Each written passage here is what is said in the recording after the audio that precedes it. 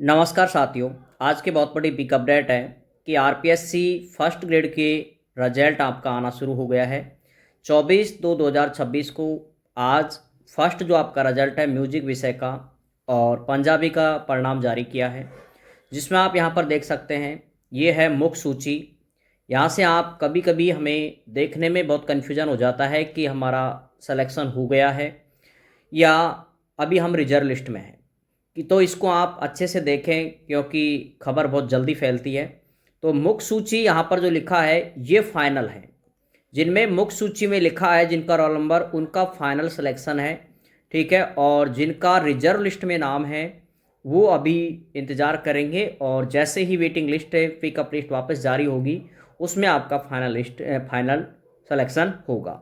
अब यहाँ से आप देख सकते हैं ये मुख्य सूची में म्यूजिक विषय का जो है यहाँ पर सिर्फ और सिर्फ एक कैंडिडेट का चयन हुआ है, जिसके रोल नंबर यहाँ पर दे रखे हैं और इसका एक का यहाँ पर सिलेक्शन हुआ है।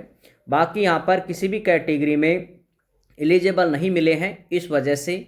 और यहाँ पर जो म्यूजिक विषय है इसकी रिजर्व लिस्ट भी जारी नहीं की गई है। इसके पीछे का कारण यहाँ से आप देख सकते हैं। संबंधित सेवा नियमों के अंतर्गत विज्ञापन पदों के 50% पदों हेतु आरक्षित सूची तैयार किए जाने का प्रावधान है। अब यहाँ से आप देख सकते हैं कि विज्ञापन के अनुसार 50% पद आपके जो भी आपकी जैसे आपकी 100 पोस्ट हैं तो उसमें से 50 पोस्टों पर आपकी वेटिंग लिस्ट जारी होती है। और उसी की बात यहाँ पर कर रहा है आगे, हेतु आरक्षित सूची तैयार किए जाने का प्रावधान है, किंतु उपरोक्त अनुसार मुख्य सूची तैयार किए जाने के उपरांत संबंधित सेवा नियमानुसार न्यूनतम उत्तीर्णांक प्राप्त अभ्यर्थी उपलब्ध नहीं होने के कारण आरक्षित सूची तैयार नहीं की गई है। यानी वो जो 40% और 45 का जो रेशो था मिनिमम पासिंग का, वो इसमें यहाँ पर एलिजिबल नहीं मिले थे। इस वजह से इसकी जो है आरक्षित सूची यानी रिजर्व लिस्ट यहाँ पर जारी नहीं की गई है, ठीक है। ये है आपका म्यूजिक विषय का। अब यहाँ से आगे आप एक और विषय है जिसको भी आप देख सकते हैं, आज ही इसका रिजल्ट आया है, वो भी आप देख लें यहाँ पर। बाकी विषयों का रिजल्ट कब तक आएगा उसकी भी मैं आपको बताऊंगा। यहाँ से आप देख सकते हैं विषय है पंजाबी विषय और इसमें आप देखें यहाँ पर मुख्य सूची, ठीक है। मुख्य सूची है यानी ये विद्यार्थी बिल्कुल सफल घोषित है, इनका फाइनल सिलेक्शन हो चुका है। इसके बाद के आगे की जो आपकी क्या प्रक्रिया है फाइनल सिलेक्शन के बाद, उसकी मैं आपको अलग से एक वीडियो में बता दूंगा, ताकि आपको उसके अनुसार अपनी तैयारी करनी है। वैसे मैं आप बता देता हूँ जिनका चयन हो चुका है उनके आगे इनकी जो प्रक्रिया रहेगी वो रहेगी आपकी काउंसलिंग।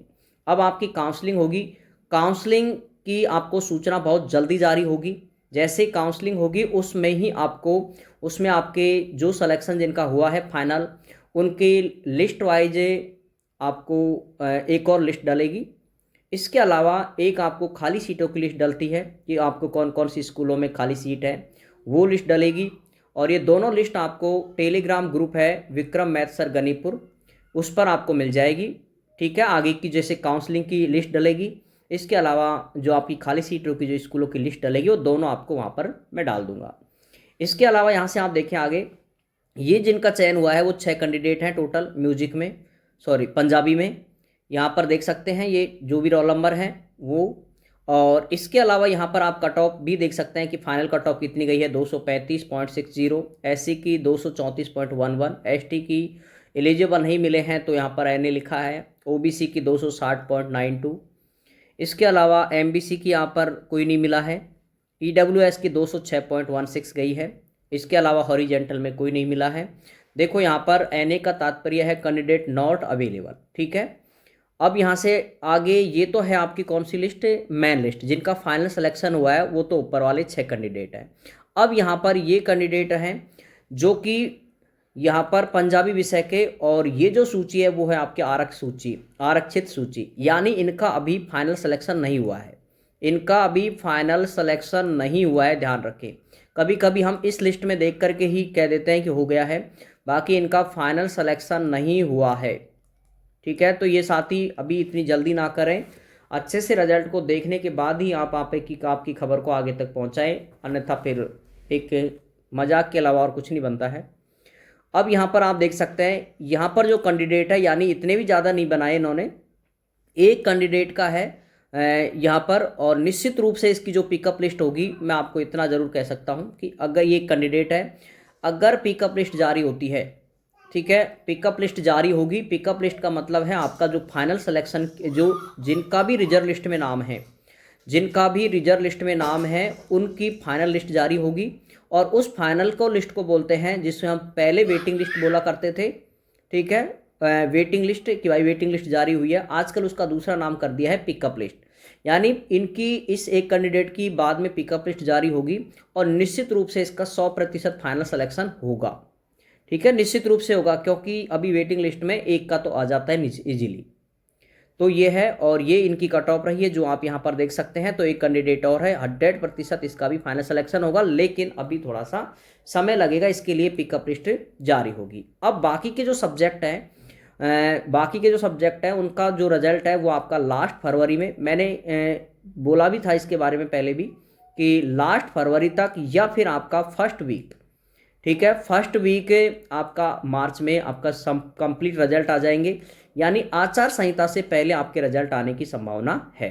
अभी आचार संहिता लगी नहीं है, आचार संहिता लगने वाली है, ये सोचें आप, ठीक है, आचार संहिता। और इसके बाद जैसे आचार संहिता लगेगी तो उसमें आपके रिजल्ट पर कोई प्रभाव नहीं पड़ेगा। आचार संहिता में आपके रिजल्ट पर कोई प्रभाव नहीं पड़ेगा, यानी रिजल्ट आएगा, काउंसलिंग पर भी प्रभाव नहीं पड़ेगा। इसके बाद आपकी होगी काउंसलिंग, जिनका भी फाइनल सिलेक्शन हुआ इन सबकी काउंसलिंग होगी, खाली सीटों की लिस्ट डलेगी, और इसके बाद आपको स्कूल अलॉटमेंट होने के बाद में फिर आपका फाइनल जो आपका जॉइनिंग ऑर्डर है वो जारी नहीं होगा, ठीक है। फाइनल जो आपका ऑर्डर है, फाइनल जॉइनिंग ऑर्डर, वो आपका अभी इसमें जारी नहीं होगा, इसके लिए आपको थोड़ा सा वेट करना होगा, ये रहेगा। और बाकी सब विषय धीरे धीरे 1-2 दिन में, 4-5 दिन में कंप्लीटली मार्च के फर्स्ट वीक तक आपके सभी सब्जेक्टों का रिजल्ट आ जाएगा निश्चित रूप से। और फिर उसके बाद में मैं आपको एक नेक्स्ट वीडियो में सारे काउंसलिंग के डॉक्यूमेंट और इसके अलावा जॉइनिंग के जो डॉक्यूमेंट है उनकी मैं अलग से एक वीडियो बनाऊंगा, ताकि आपको किसी भी साथी को कोई परेशानी फील ना हो जॉइनिंग में, स्कूल का हमें चयन करने में।